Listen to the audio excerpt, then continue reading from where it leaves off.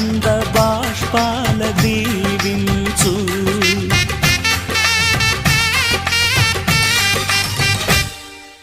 తాజాగా మా ఇంట్లో పెళ్లి బాజాలే మోగేను, కొత్త యువరాణి రానుంది ఈ అంతఃపురం ఏలగా. అంతా సంతోషంలో